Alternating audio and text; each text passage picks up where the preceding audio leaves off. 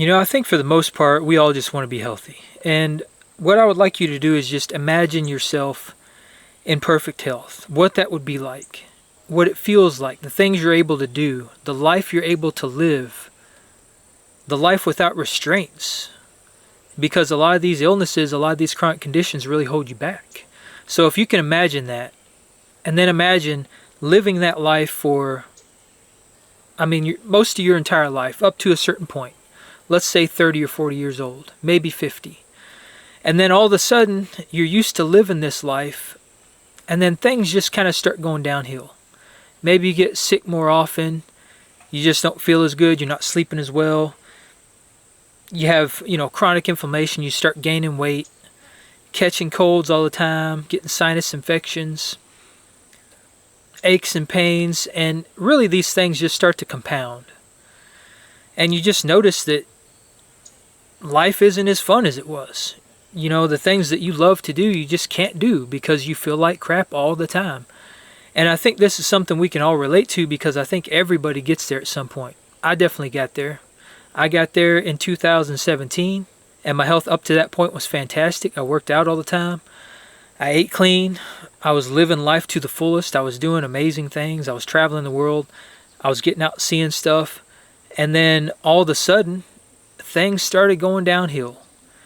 And almost seemingly overnight, they went downhill in a very, very short amount of time. I had autoimmune conditions. I ended up developing supraventricular tachycardia, which is a pretty serious heart condition, which kept me from living my life really at all and basically put me almost on the brink of death. I lost a significant amount of weight, like, a third of my body weight or something in, 6 months' time. And my health was just completely destroyed, almost seemingly overnight. And it was just a domino effect of things that led up to that, which I think is what a lot of us end up experiencing. So I want to key you in on a statistic that I recently heard, and I dug a little bit further into this. But as of October 2024, at the time that I am recording this video, 93.2% of all Americans are metabolically unhealthy. According to the American College of Cardiology, metabolic dysfunction now affects 93.2% of American adults. This is quite literally the cellular draining of our life force. This process is the result of three processes happening inside our cells: mitochondrial dysfunction, a process called oxidative stress, which is like a wildfire inside our cells, and chronic inflammation throughout the body and the gut, as we've heard about. Metabolic dysfunction is largely not a genetic issue. It's caused by toxic American ultra-processed industrial food, toxic American chemicals, toxic American medications, and our toxic sedentary indoor lifestyles. Now, I want you to really think about this and what this really means. There are 345 million people, roughly, currently in the United States. Of that, 321 million people are metabolically unhealthy. That is literally 1 in every almost one person. So in other words, the entire population is metabolically unhealthy, which is an absolutely horrible, horrible thing. I mean, I can't even express how bad that is. This is an epidemic unlike anything we've ever seen. And I don't say this to fearmonger. The reason I'm saying this is because I kind of want to illustrate that the bar is set so low right now for being in the top 10% of the healthiest people in the country. The bar, the only thing you have to overcome is literally just to be metabolically healthy. You don't have to be super fit. You don't have to be muscular. You don't have to be an extremely high performing athlete to be in the top 10% of the healthiest people in the country. You just have to be metabolically healthy, which means that you're not overweight, you don't have cardiovascular disease or diabetes, your blood sugar's under control, your cholesterol levels are in check, your blood pressure is in check, and your overall health is just in a really good state. That's all you have to do, is just not be littered with a laundry list of chronic issues. That's really it. And what I want to highlight here is that getting there is much, much simpler than what we are led to believe or than what we think. Because everything is so complicated right now. People want to overcomplicate like how to get fit, how to lose weight, how to eat healthy. Pretty much anything with fitness and with weight loss or health in general is way overcomplicated. And it does not have to be that way. And that's what I want to get to just not be littered with chronic disease and to get a healthy body composition, again, is not that difficult. And to get there, you can do it with minimal exercise. You can do it with really no thought process at all. But to do that, we have to really think about what got us there in the first place. So I've spent a lot of time looking into this. Over the last 5.5 years, while I've been carnivore, I've been really trying to figure out why this diet works. Why people have such great success with it. Why it worked for me. Because like I mentioned before, I got sick. And I struggled for over a year trying to fix myself because I was failed by the medical industry. And I tried diet after diet. I did vegan, I did fruitarian, I did low FODMAP diets, paleo, keto. I did a lot of different things to try to heal myself. I did a lot of cleansing and detoxification. And I never fully healed, especially not by the medical community, until I landed on carnivore. And that fixed every single issue that I had, even the heart issues, with the help of magnesium supplementation and things like that. It fixed everything within a year's time. And I was in a really bad state when I landed on carnivore. And the one common denominator on why it works so well and what leads to all these chronic conditions, and I think mainstream is finally catching on to this, thank goodness, but it's food. It's always going to come down to food. The stuff we put in our body, the stuff that nourishes and grows every single cell in our body, it's going to be food every single time. And if it's not food, it's water. But in this video, I'm talking about food. Carnivore works so well because you cut out all the stuff that is causing these problems. And that's a simplified explanation. You don't need scientific studies. You don't need hours and hours and hours of podcasts and people talking about this and breaking down the scientific explanation of how this thing works in your body and all that. I mean, it matters, but at the same time it doesn't, because it's food. I mean, it's just the food that we're eating. It's the modern food. There's so many toxic things in the food that are endocrine disruptors, that cause metabolic dysfunction, that cause diabetes, cancer, weight gain, hormone disruption, all these things. It's the food. It is the stuff in the food. That is the main contributor. So when you cut all that out and you go carnivore, what happens is you're starting to get properly nourished. You're eating foods that are extremely bioavailable, meaning your body can utilize everything it takes in. And then it nourishes your body. It replenishes all that nutrient deficiency that you've been experiencing for basically all your life. If you're eating a standard American diet, it replenishes all of that. And you're also eating these low inflammatory foods, and you're eating these foods that aren't full of all that bad stuff, because meat is really kind of hard to contaminate. You don't have all this really bad stuff in meat that you have on vegetables, because you have to spray vegetables with glyphosate and atrazine and these ripening agents, and you have to synthetic fertilizers and the whole 9 yards. You get it. And this isn't a carnivore video that's trying to convince you to be carnivore for the rest of your life.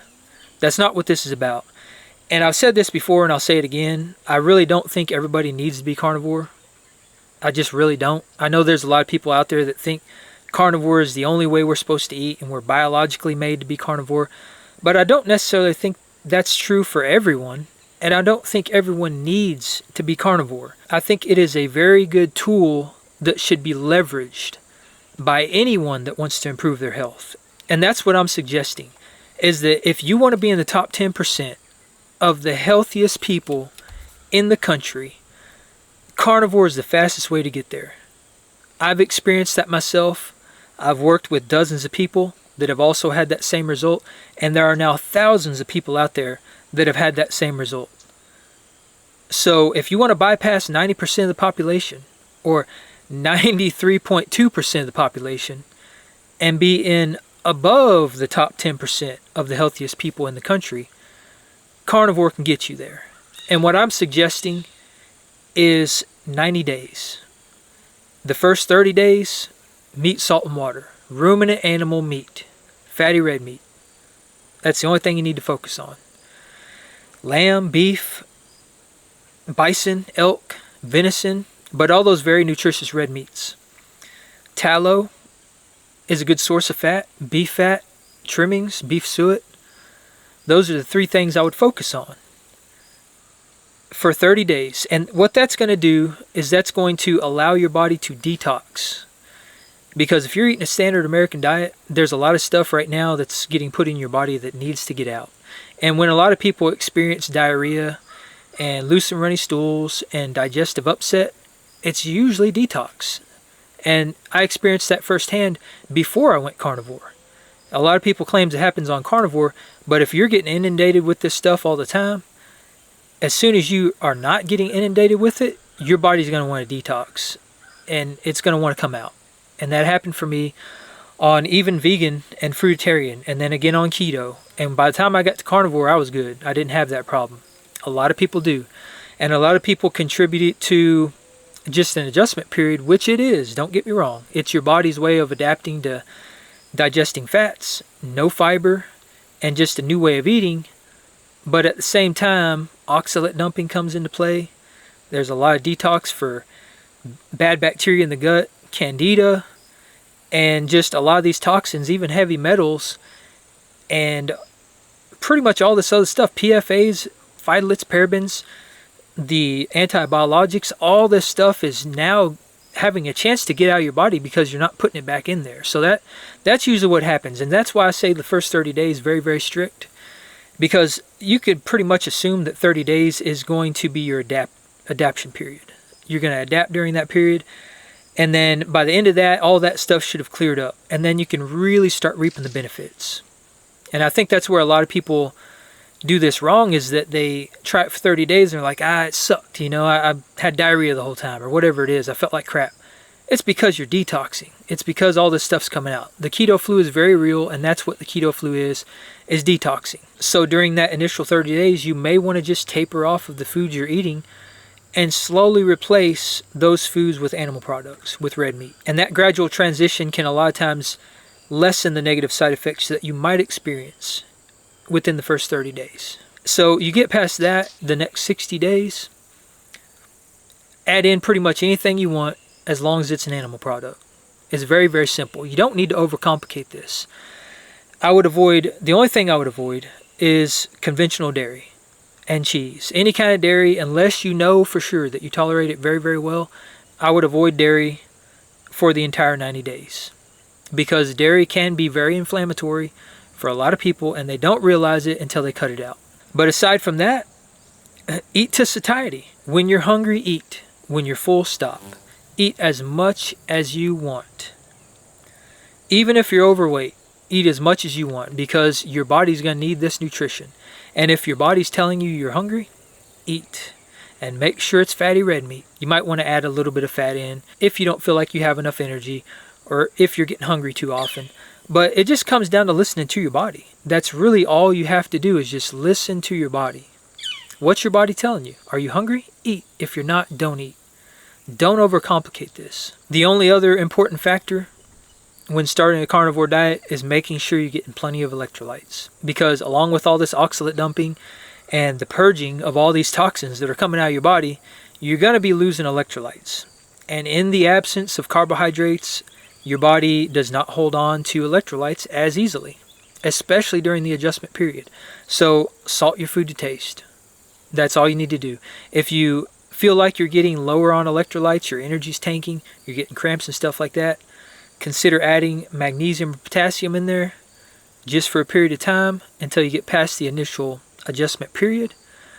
But once you get past that, as long as you're adding variety to the diet, things like seafood, you really shouldn't need that, because there's tons of potassium and magnesium in seafood. So once you've gotten past the 90 days and you've enjoyed all these amazing animal products, eggs, fish, pork, chicken, beef, venison, oysters, all these fantastic foods that you've probably thoroughly enjoyed up to this point, eating as much as you wanted of them, this is the point where it's really up to you on whether or not you want to continue this lifestyle. If you feel fantastic eating carnivore and that's the way you want to continue because of all the benefits you've experienced, that's awesome.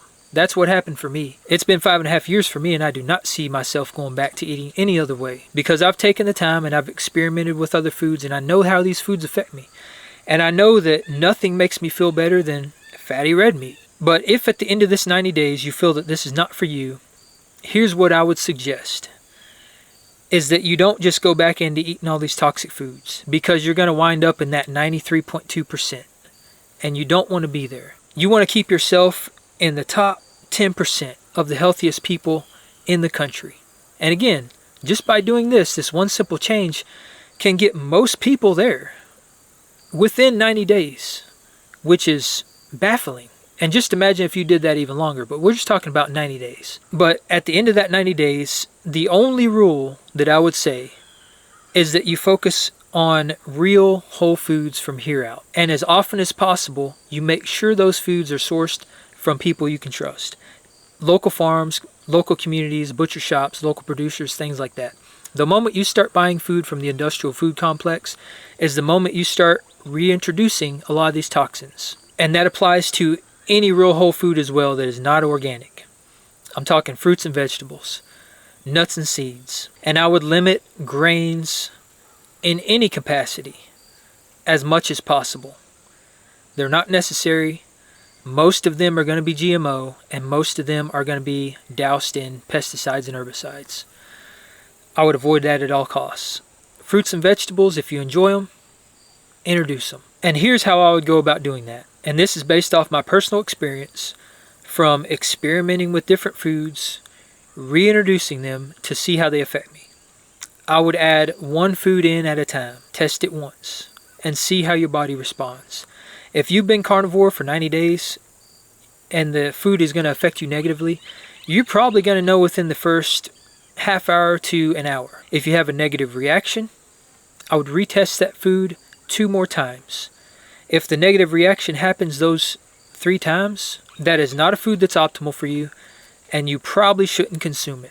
If you react positively to that food, or you don't see any negative reactions, again, I would test it 2 more times just to be sure. And if you have a positive reaction all 3 times, put that food in the bucket of good foods that are optimal for you. And if you repeat this process over the course of a couple months, by the end of that period, you're going to have built a list of foods that are optimal for your health.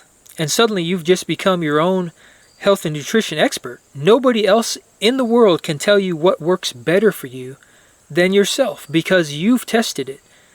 It's tried and true, and you know what works best for you. And nobody can take that away from you. That is going to empower you, and you're going to be able to move forward through life eating a diet that you know without a shadow of a doubt is best for you as an individual. So no amount of research, no gurus on the internet saying you need to eat this for this benefit or don't eat that. None of them people can tell you what to eat. You are now your own best health advocate. And that is the most empowering thing that you can do for yourself. And that right there, that process, that very simple process, which from start to finish, you probably completed within 6 months' time, is now something that you can carry with you for the rest of your life and is going to keep you in the top 10% of the healthiest people in the country from here out. Now, I'm not saying there's not a lot of other factors involved, because there definitely are, and I'm going to do more videos about that. But to get you started on that journey, and at least to get you in that top 10%, this is really all that's needed. It's really easy to discount the impact that food has on us, and to think, something that simple, there's no way it would have that much of an impact, and it could really affect your health in that way. But based off my experience, and the experience of thousands of other people, that is 100% the case. It really is that simple. So if you want to surpass 90% of the population, and you want to be in the top 10% of the healthiest people in the country, and you end up trying this out, let me know down below in the comments. And be sure to keep me updated, because I want to hear about your experience. I want to hear that hopefully by the end of that 90 days, that you are now in the top 10% of the healthiest people in the country, and your health has been completely transformed.